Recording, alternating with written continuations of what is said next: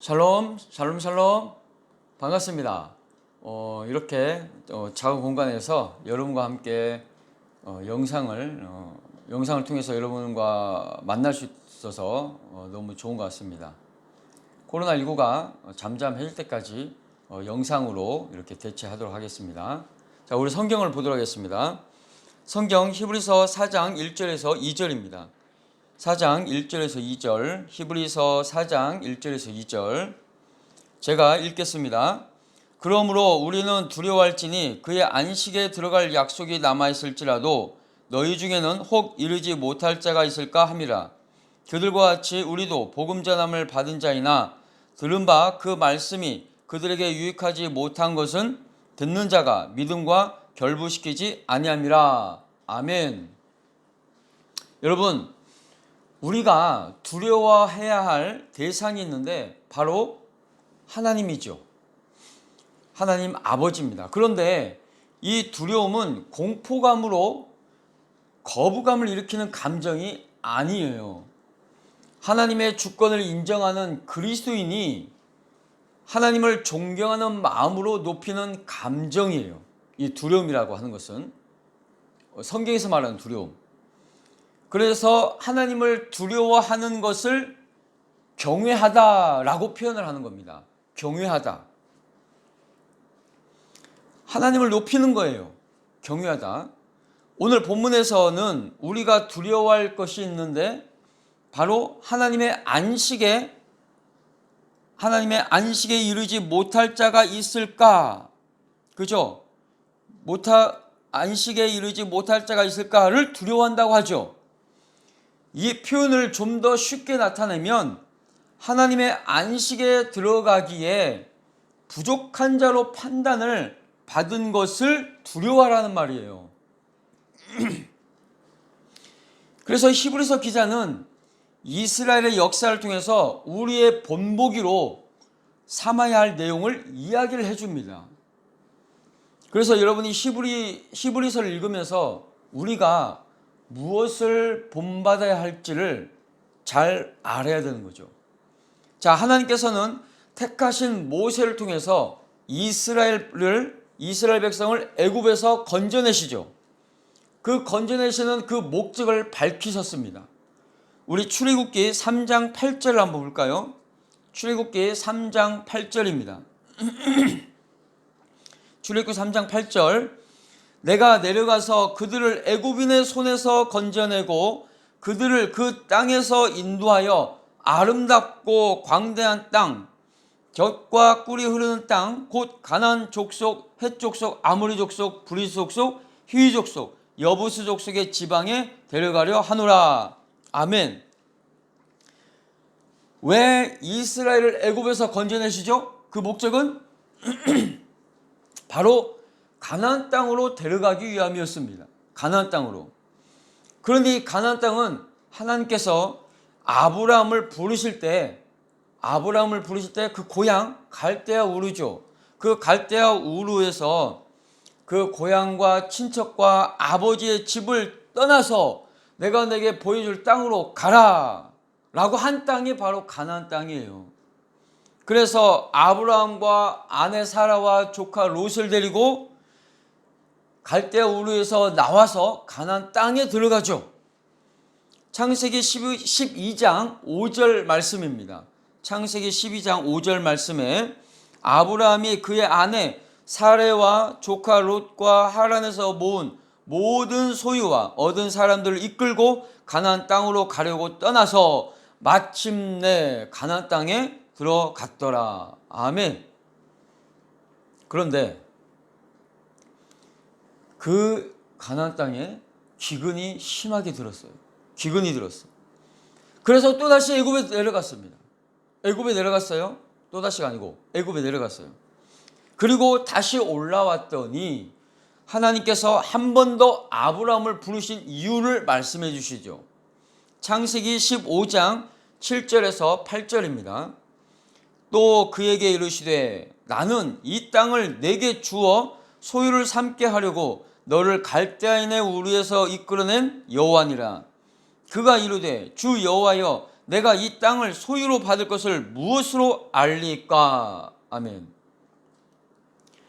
아브라함을 갈대아 우르에서 불러낸 이유가 가나안 땅을 주시기 위함이라고 했어요. 그런데 아브라함 입장에서는 하나님께서 말씀으로만 하시니까 갈대 우르에서 나올 때도 내가 내게 지시할 땅으로 가라. 내가 그 땅을 너에게 주리라 했잖아요.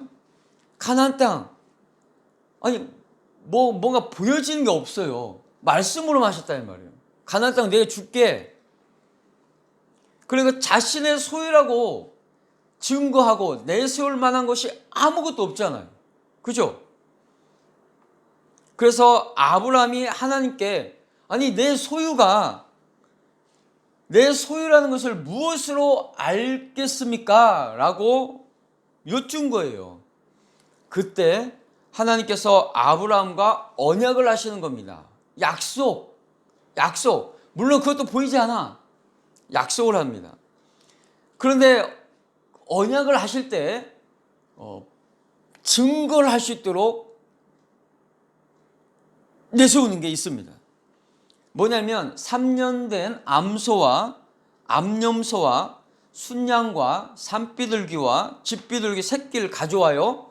그런데 새를 제외한 나머지 것들 순염소, 암염소, 또 순양 이런 것들은 가운데를 반절 쪼갭니다.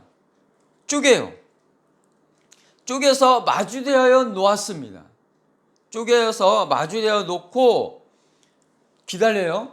기다렸는데 어떤 현상이 벌어져요? 이제 해가 지잖아요. 그러니까 흑암이 있어. 어두워요. 그 당시 전기가 없었으니까 어둡습니다. 그러니까 어때요? 아브라함이 두려워하기 시작합니다. 두렵죠. 왜냐하면 사나운 짐승들이 있고 그들을 또 만나면 목숨이 위태로워질 수 있으니까 두려워합니다. 두렵죠. 그때 하나님께서 아브라함에게 말씀해 주셔요. 창세기 15장 12절에서 16절 볼까요? 창세기 15장 12절에서 16절 해질 때에 아브라함에게 깊은 잠이 임하고 큰 흑암과 두려움이 그에게 임하였더니 여호와께서 아브라함에게 이르시되 너는 반드시 알라. 내 자손이 이방에서 계기되어 그들을 섬기겠고 그들은 400년 동안 내 자손을 괴롭히리니 그들이 섬기는 나라를 내가 징벌할지며 그 후에 내 자손이 큰 재물을 이끌고 나오리라.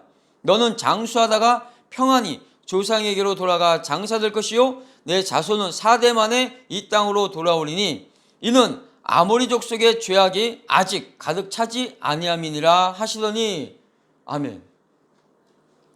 여러분 이 말씀을 마치신 후에 횃불이 그 쪽의 고기 사이로 확 지나가 버렸어요. 태워버렸단 말이에요. 그것으로 해서 언약이 체결되었습니다. 창세기 15장 17절 볼까요? 창세기 15장 17절 해가 져서 어두울 때에 연기나는 화로가 보이며 타는 횃불이 쪼갠 고기 사이로 지나더라. 아멘.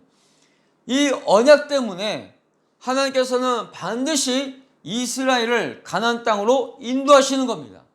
이 언약 때문에. 그리고 이 언약을 아들인 이삭에게도 세우죠. 이삭과도 세워요. 이 언약을.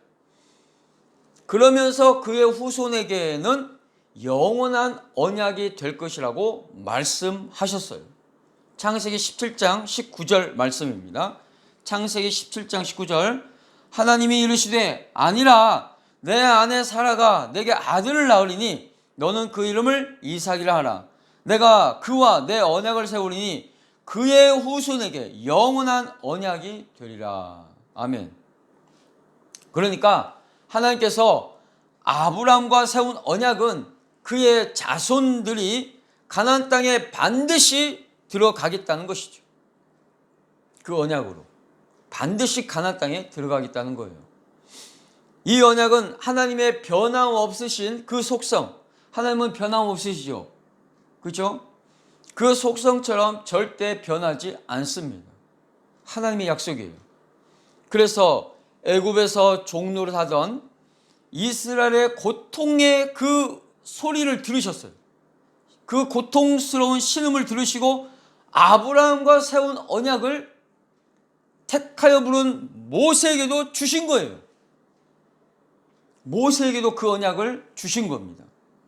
그래서 모세는 그 언약을 따라서 이스라엘을 인도하는 것이었어요. 인도하는 거였어요. 이스라엘. 분명 이스라엘도 모세를 통하여 그 언약을 들었기 때문에 믿고 순종하여서 따르면 그 목적지에 다다를 수 있었을 겁니다. 이스라엘이, 애굽에서 종노릇하던 이스라엘이 모세를 통하여 그 언약을 알게 했던, 기억나게 했던 그 언약의 말씀대로 순종하였더라면 그 목적지 가나안 땅에 도달할 수 있었을 거예요. 그러나 이스라엘은 그 언약의 말씀을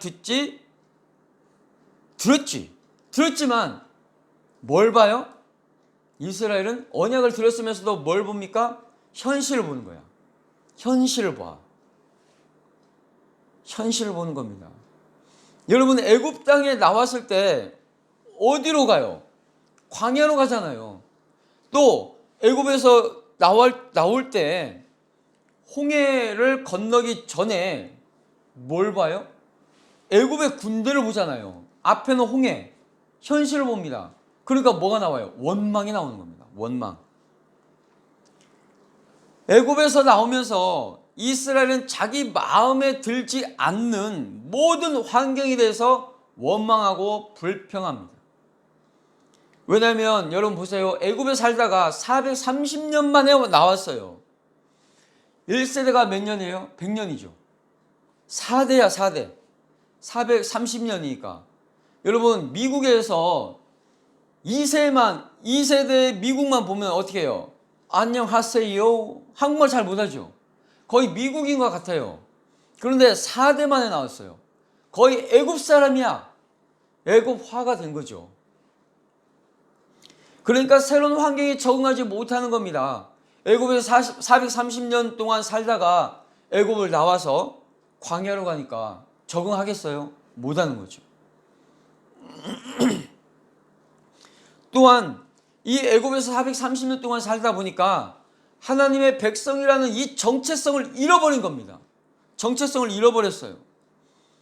그래서 애굽 생활이 그리웠을 거예요. 그렇지 않겠어요?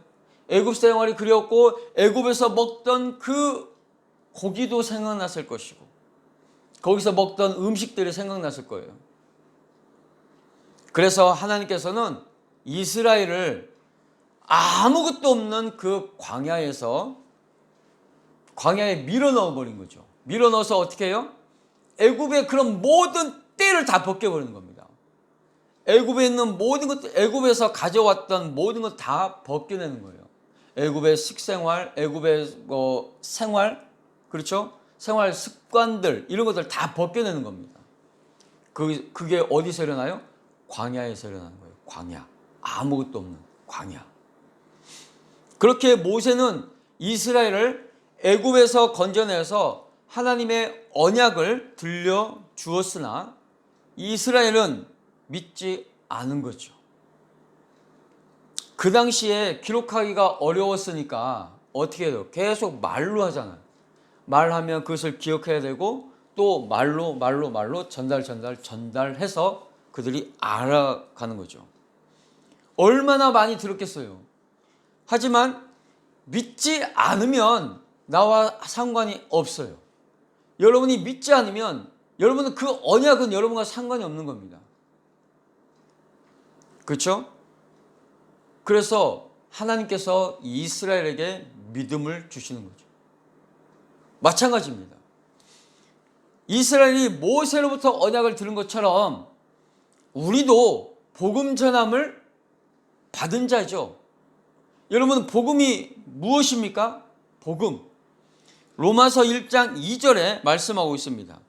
이 복음은 하나님이 선지자들을 통하여 그의 아들에 관하여 성경에 미리 약속하신 것이라. 아멘.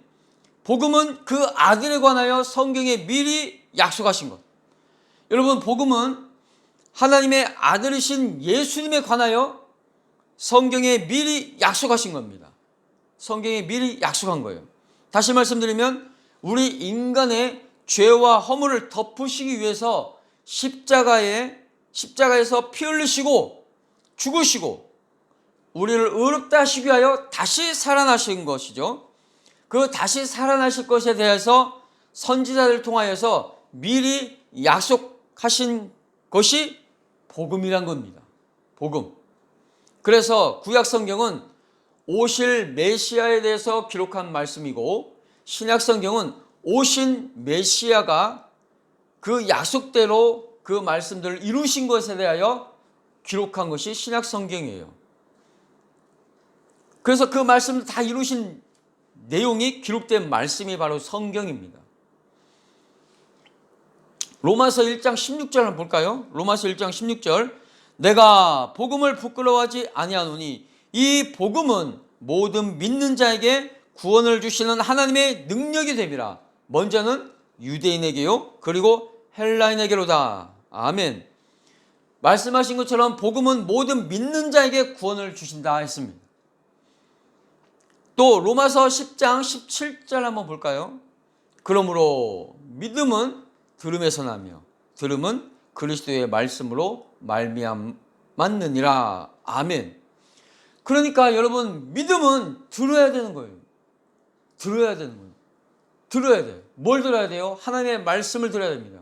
그리스도의 말씀을 듣고 또 듣고 듣다 보면 그게 나의 것이 돼요.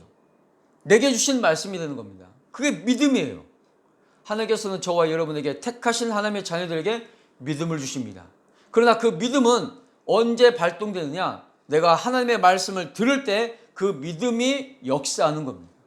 여러분에게 주신 믿음이 역사하는 거예요. 언제? 하나님의 말씀을 들을 때. 그러므로 들으세요. 하나님의 말씀을 들으시기 바랍니다.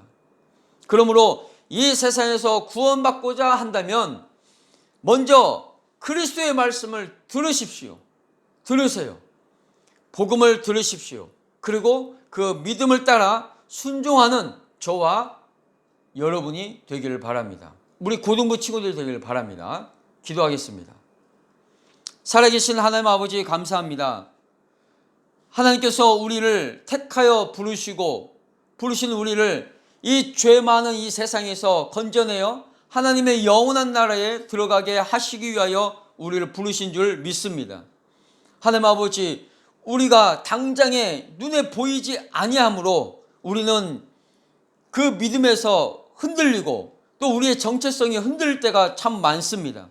그러나 주님께서 우리에게 주신 이 말씀을 의지하고 이 말씀, 하나님의 말씀을 우리가 읽고 또 그 말씀을 들음으로 우리의 믿음이 흔들리지 아니하고 견고한 반석 위에 세워질 수 있도록 주여 도와 주옵소서. 하나님께서 우리와 함께하여 주셔서 그 믿음이 역사할 수 있도록 주님의 말씀을 듣고 또 주님의 말씀을 읽고 또 읽어서 우리의 믿음이 견고해질 수 있도록 역사하여 주옵소서. 감사드리오며 살아계신 우리 주 예수 그리스도의 이름으로 기도합니다. 아멘.